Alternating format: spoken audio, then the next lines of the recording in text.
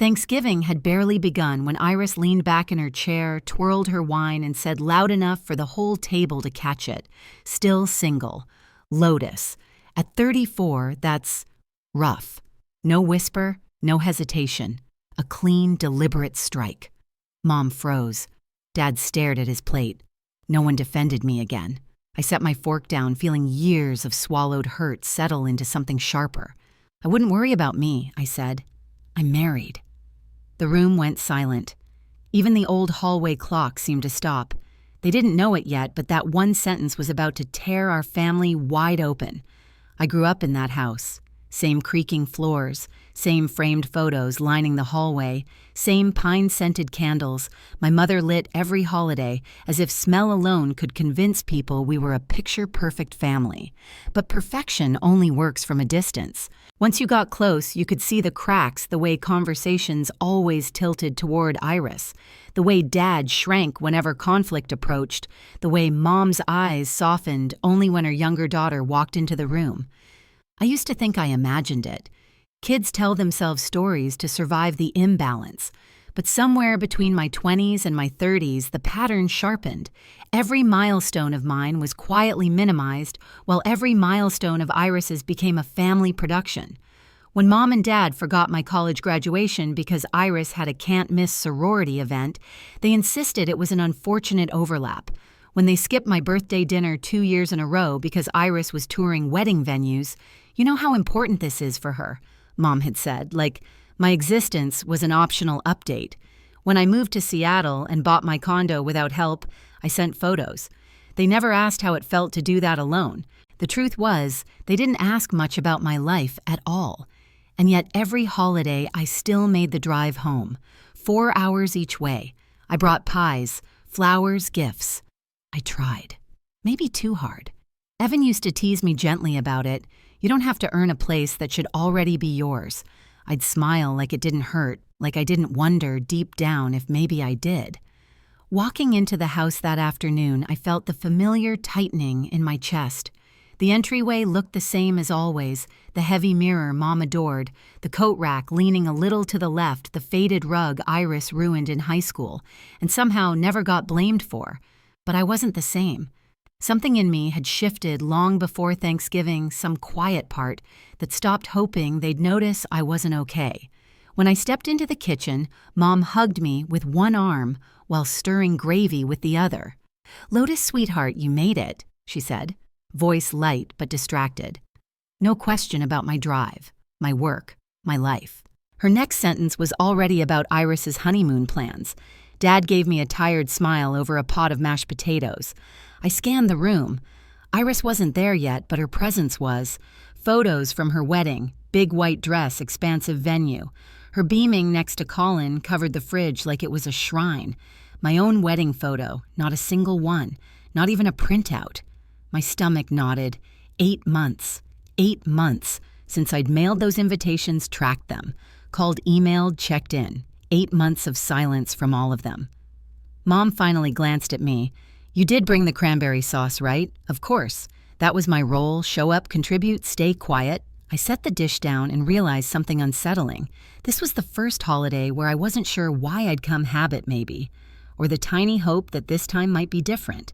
But deep down, I already knew the truth. The storm wasn't coming. It was already here. The tension started before dinner even hit the table.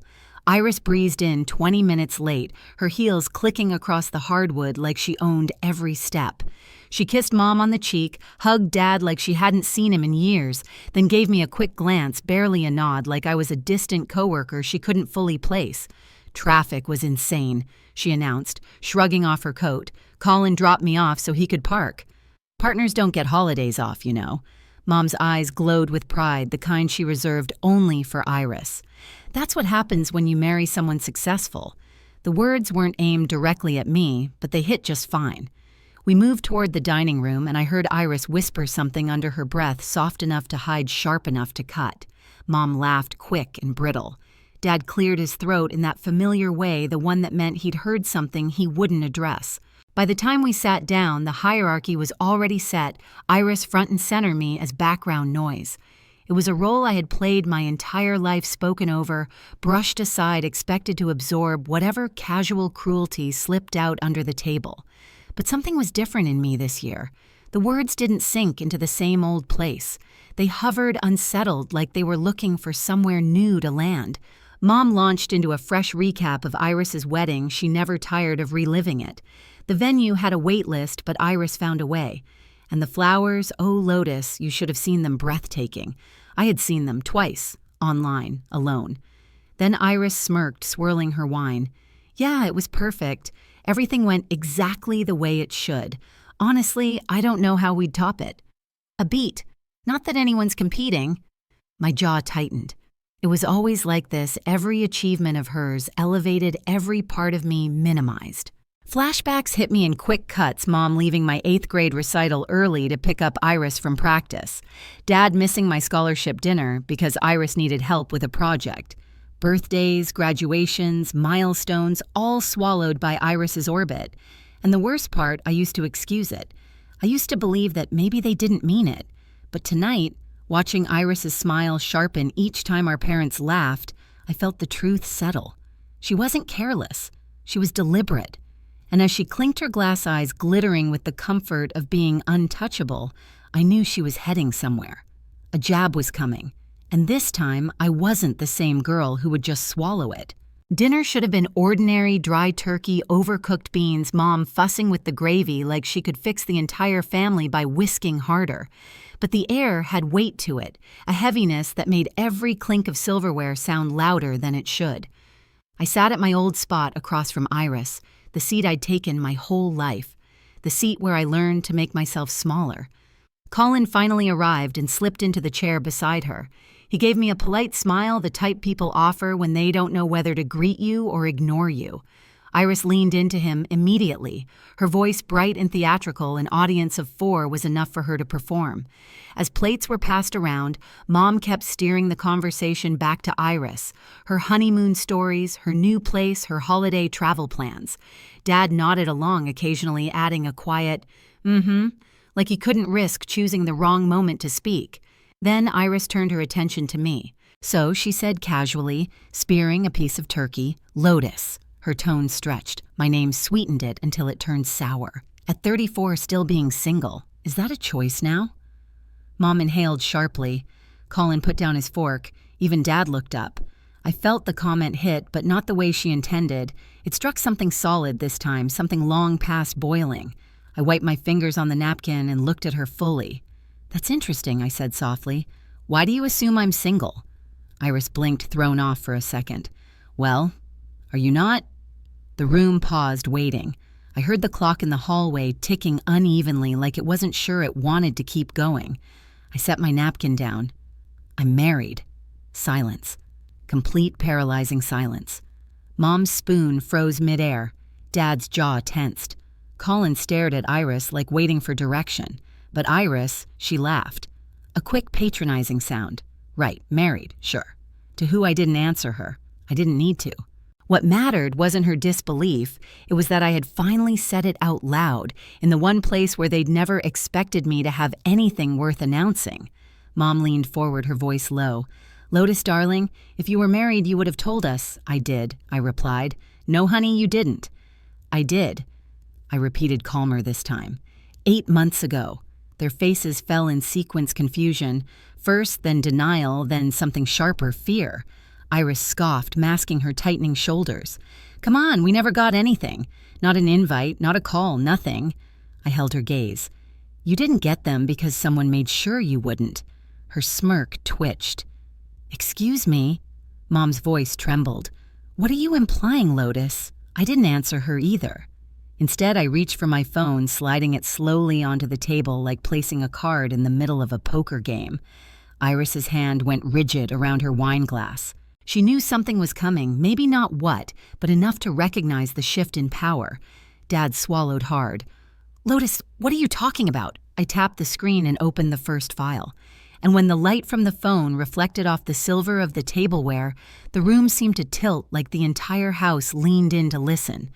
I'm talking about the invitations, I said, the ones I mailed. The ones that were signed for, the ones that never made it to anyone but her. I didn't point at Iris. I didn't have to. Every eye at the table landed on her automatically. Her lips parted, her shoulders stiffened, her mask perfect for so long finally cracked. And I hadn't even shown them the proof yet. I didn't rush. I let the silence wrap around the table, thick and unmoving, while Iris's fingers tightened around her glass like she could squeeze the truth back into the stem.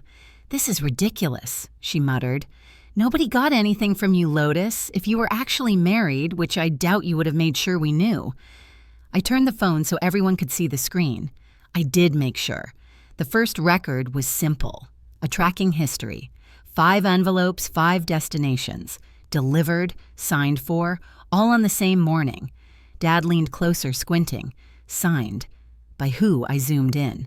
The signature wasn't just familiar, it was unmistakable. A looping eye that trailed into a tight scribble. Iris's signature.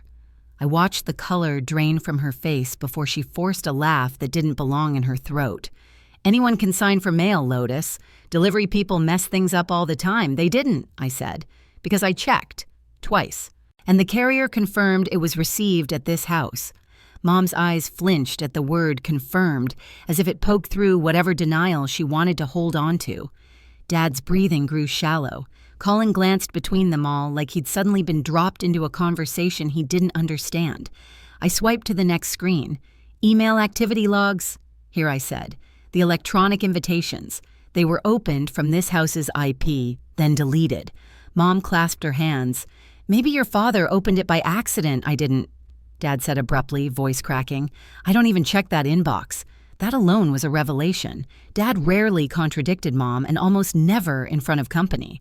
Mom's gaze darted to Iris. "Sweetheart, do you know anything about this?" Iris straightened her spine. "No," she said flatly. A single syllable coated in ice. But her eyes, those betrayed her. I wasn't finished. I opened the call log next. I called on May 4th, and May 11th, and May 18th, 20th, 25th. I listed them slowly, letting each date settle like pebbles, dropped one by one into a well. Voicemails, texts, even a message in the family group chat. Dad frowned. "Group chat." "I'm not in a group chat with you," Mom said. "You were," I replied, "until someone removed me." That landed hard.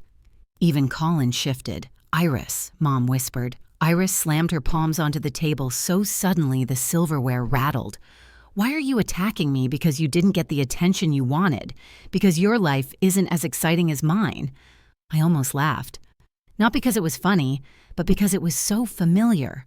The deflection, the arrogance, the certainty that if she refused responsibility loudly enough, everyone else would fall in line to protect her. "I'm attacking you," I asked, voice calm.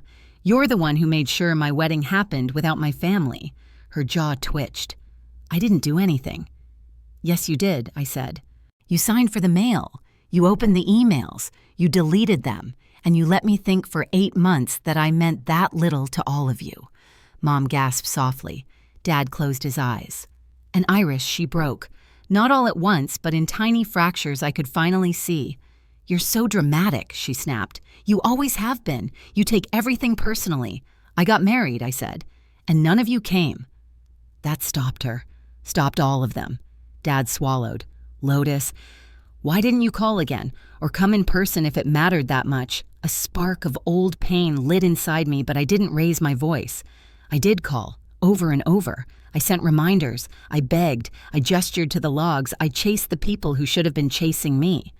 Mom pressed a napkin to her lips like she could blot out the truth. We had no idea." Her voice wavered at the edges, the first crack in the story she wanted to believe. But Iris, she wasn't done. "Maybe," she said quietly, "maybe the invitations weren't meant to be seen." The words fell like acid. Mom stared at her. "What does that mean?" Iris's eyes flickered with something between panic and pride.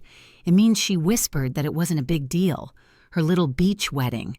20 people. Come on." I wasn't going to let her ruin the momentum before my wedding. Dad froze. Mom's hand slipped from her mouth. Colin blinked like he'd never truly seen his wife before. "You threw them away?" Dad asked, voice trembling. "I didn't throw them away," she snapped. I just kept them from distracting everyone. I was getting married. It was supposed to be my year, and mine didn't count. I asked quietly. She looked right at me, eyes glossy, jaw tight. No, she said. It should have hurt more. Maybe once it would have destroyed me, but in that moment, it clarified everything. I see, I whispered. Mom turned to Iris, voice sharp for the first time in years. How could you? Iris recoiled. Don't make me the villain. Lotus has always been jealous. That was it. The moment I felt something inside me settle with absolute clarity. I'm not jealous of you, I said. I never have been. I'm hurt. And I'm done pretending it doesn't matter. I stood. My chair scraped against the tile. A small final sound that sliced through the room. Where are you going? Mom asked, almost panicked. Away, I said. Away from a table where I've been invisible my entire life. Dad rose halfway, reaching out. Lotus, wait. I shook my head. I spent 8 months waiting. I'm finished. As I turned toward the front door, Iris spoke again, raw, shaky. You ruined Thanksgiving. No, I said softly. You ruined my wedding. This is just the truth catching up to you. The hallway felt colder than the dining room, like the house itself didn't want me to leave. But I did. I walked past the mirror, past the photos, past the place where every version of me had once tried to belong. And when I stepped outside, the night air hit my skin with something that felt like freedom. Behind me, through the window, I saw them frozen, stunned, staring at the empty chair where I'd sat for decades. For the first time, they had to look at the space I left behind. I drove the entire way back to Seattle in silence, the road stretching out like a clean line between who I had been and who I wasn't willing to be anymore. When I walked into our apartment, Evan didn't ask questions. He just wrapped his arms around me, grounding me in a way my own family never had. It finally happened, I said into his shoulder. He nodded like he'd been waiting for this moment. And you finally said what needed to be said. The days after were strangely quiet. Dad called brief, cautious conversations, but real ones. He didn't defend, Iris didn't rewrite anything. He just listened. It was new, unsteady, but new. Iris emailed, a long, apologetic message that sounded like therapy had pressed honesty out of her. I read it, but didn't reply. Healing wasn't a door I could walk through on command. Mom stayed silent, and for once, her silence didn't tear me apart. It clarified things. Evan's family invited us over for their Thanksgiving the next day. Laughter filled the house. People asked about my work, my life. They saw me. And as I sat at their table, I realized something almost frighteningly simple. This felt like home. In the weeks that followed, the ache softened into something I could finally set down. Not forgiveness, not yet, but clarity. I wasn't the forgotten daughter anymore. I was someone who chose her own peace, her own family, her own life. And that choice felt steadier than anything I'd ever begged my parents for. If you've ever had to walk away to protect your heart, you're not alone. Tell me where you're listening from and share your story below. And if this one stayed with you, hit subscribe so you don't miss the next.